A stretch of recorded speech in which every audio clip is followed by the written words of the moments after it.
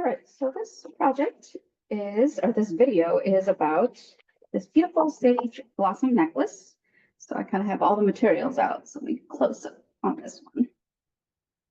All right, this is a long necklace that can be draped over your head, and we want to make sure it's the right length so that it can fit, and then it has this beautiful tassel along the bottom.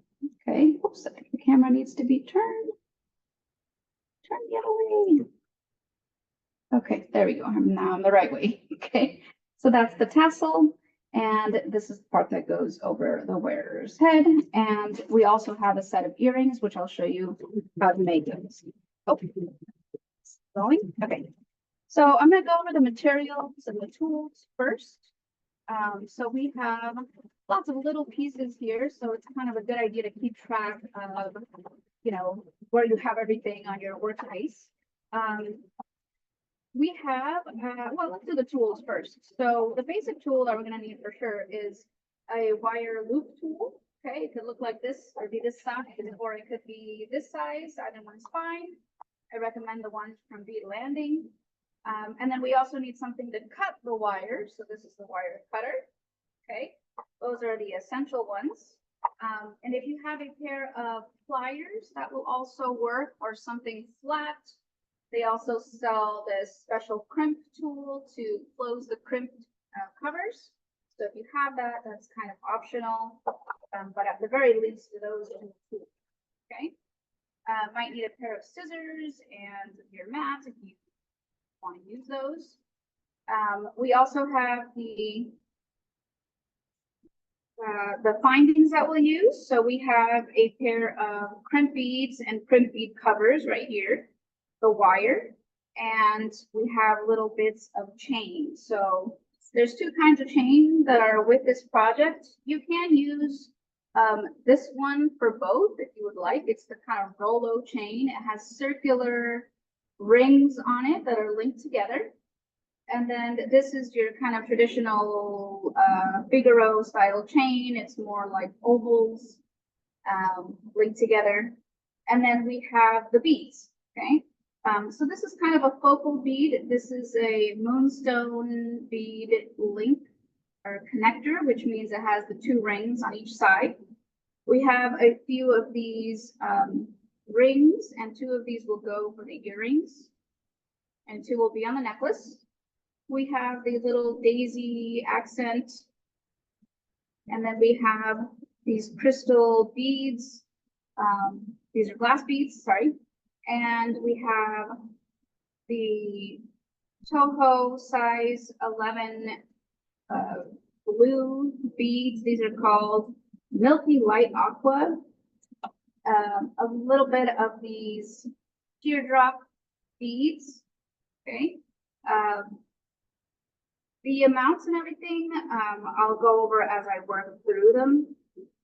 These are the Moonstone beads. You can also use Sunstone beads. They're a little bit more affordable. And feel free to swap out any of these for, different materials if that's more affordable or more convenient, based on what you have, okay? This is the picture that kind of goes along with this. This design is from limabeads.com, and you can also order the materials through their website. The variation that I made for this class is just that instead of the freshwater pearls that are on this one, I went ahead and got these Taishi shell mother of pearl beads instead.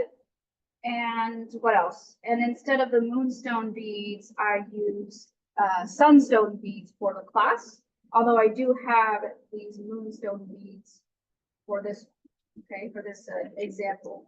I'm just going to show you the Sunstone beads so you can just see the difference in case you need to or want to use those instead. So they're very similar.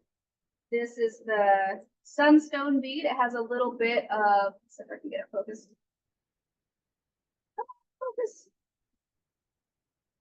A little bit of shimmer to it as well, and it has that nice peachy color. Okay. The Moonstone is going to have more range of color, like a little bit lights and darks in there. So this one almost looks gray. This one almost looks white.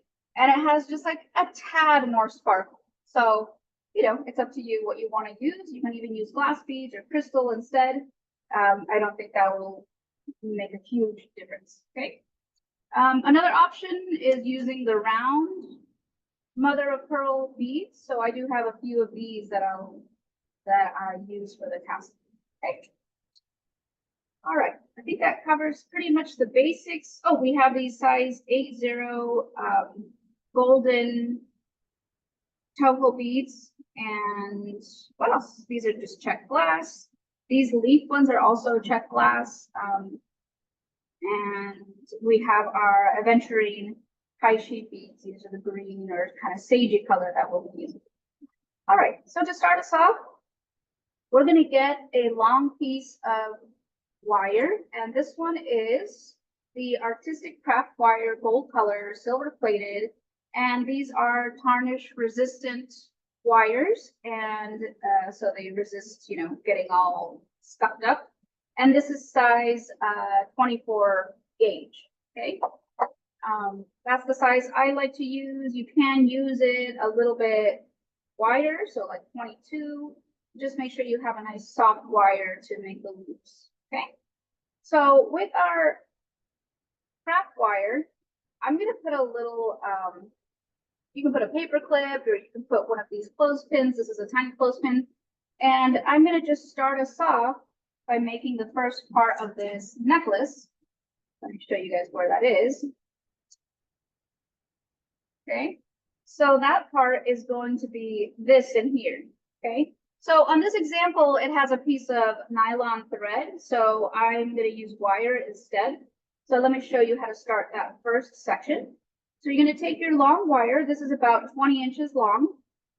And we want to start off by first making a little loop that's going to kind of close everything. And so that's going to be connecting onto this ring, okay? So all we do is take a crimp bead, and it can be gold or silver, doesn't matter.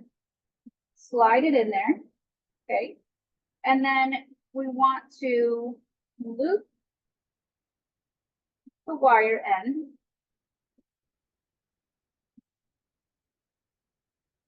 and place it in that crimp bead, like this, okay? So, oh, sorry, I have paint on my hands. So we have a little loop that's going to look like this. That's the crimp bead, okay? And what we want to do is just bring it up towards the top. So I'm just sliding this up carefully, or I can even pull this cable. And we just want to give that a little bit of a loop right there, okay? So that's our loop. That's going to make this closing end for both of these sides, okay? So we don't do this on both ends. So we want to start one side, okay? And then we're going to close it. So I'm just holding this in place, and then either with my pliers or with my crimp bead pliers, I'm going to press this down. And you want to give it a good pressure so it kind of you know, really smushes it together, okay? And that's going to make your first little loop, okay, where your beads are going to stop. And in order to make this not scratchy or to cover it up, we can use these small crimp bead covers.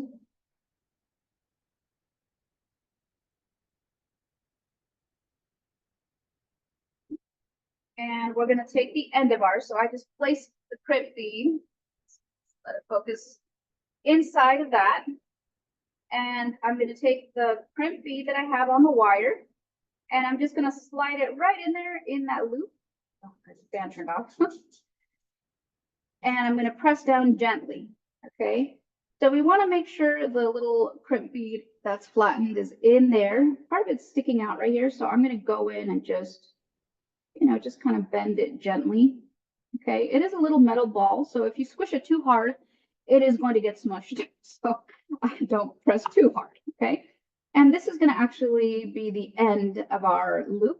We can leave this little tail here and just cover it up with a bead, okay? So if I'm starting to place the beads, okay, this is the first end of this loop. and this is the other end, okay? So I'm gonna start placing these last ones, because this is right now at the end. And I'm gonna start placing those moonstone beads, and then I'm gonna fill these little gaps in here, the gold ones, with the size 8 0 gold bead, okay? So I'm just gonna start grabbing one.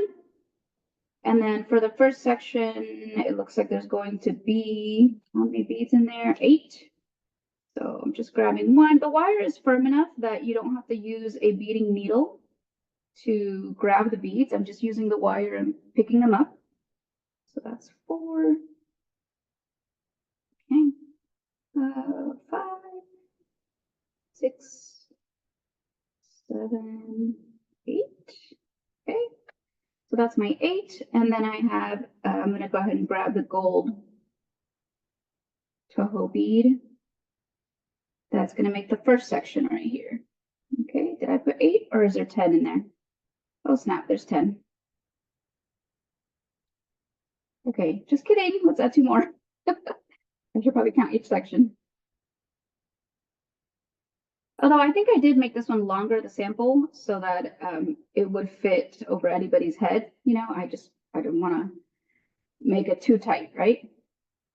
If you want to use less beads on this section, or you have less beads, then you can also put a clasp, a lobster clasp on it, so you can just, you know, put it on, or if you don't want the length to be super long, you can just use a lobster clasp to close and open the necklace to put it on.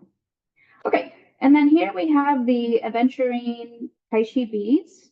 Okay, so these are, I have amounts written down here. This looks like this is 11 beads.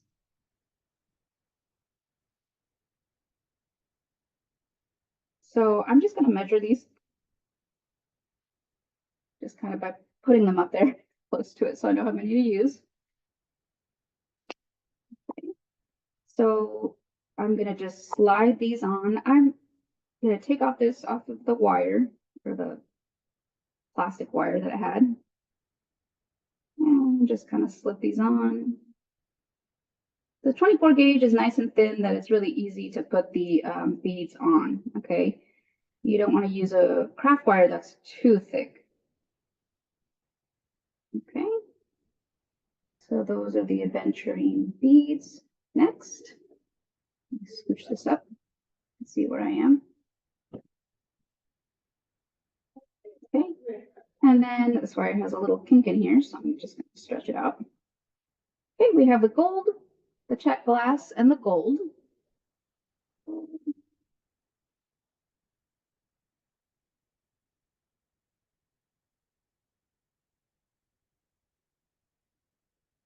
Glass and the gold. Okay, the second set of the aventurine beads.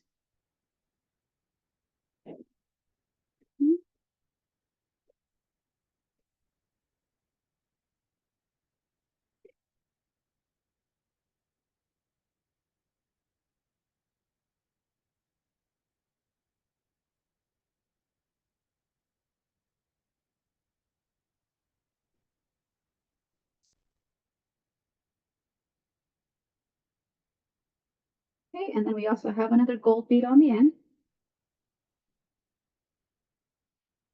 Okay, I'm gonna get my shell beads.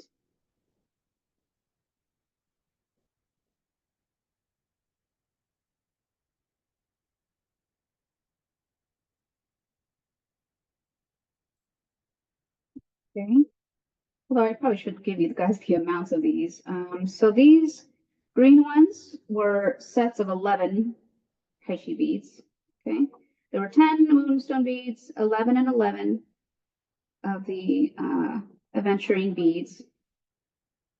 And these, I believe there's going to be 14, if I remember correctly. 14 of these shell beads. Okay. Okay, and these are the small shell beads. They do have various sizes. Okay, so Haichi beads usually come in different sizes. This one I believe is 3 millimeters by 4. This one I believe is 3 millimeters by 5. So it's just a little bit wider than the aventurine. Okay, and then we have another gold bead. Okay, so we're just on this section. Now we're going to add the other section of the moonstone beads. So let's count them off this time. It's 5, 10, so 12 of these.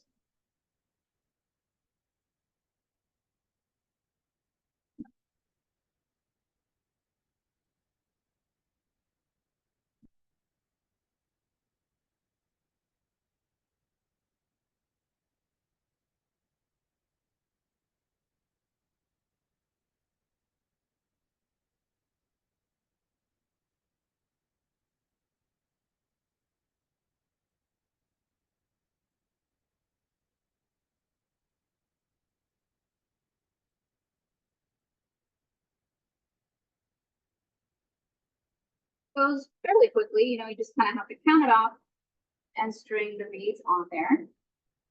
Full one. Okay, the next section of the aventurine beads, I believe it's 15 of these beads now. Oops. So let me measure this section.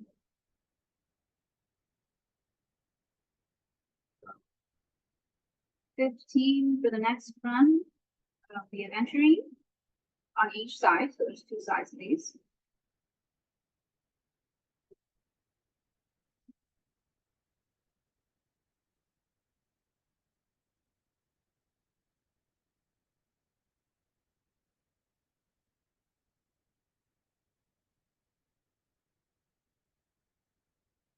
Just picking them up. If you have a bead mat or a bead tray, it could help you line them up. But honestly, I feel like it's just easier to use this soft piece of felt or fabric. They have these bead mats in stores, and so I just feel like it goes faster that way. I don't really use the board that much.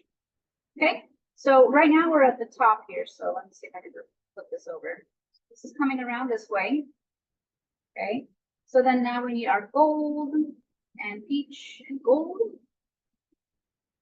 Gold, peach, and glass bead. You can also use a crystal instead of the glass. And then our next run of the aventurine. So let's sheet here and use this pre-made section.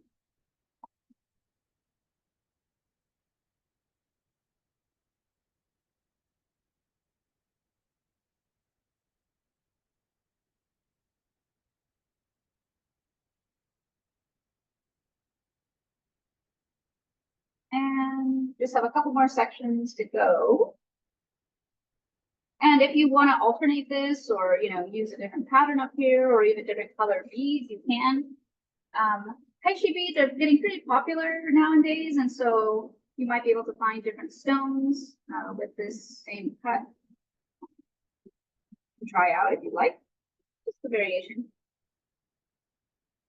You can also use different beads that are from the same project. So, you know, if you wanted to use some of these milky blue beads and throw some really skinny ones in there, it's totally up to you how you know, create the design. Okay. All right, then we have the next round of the shell beads.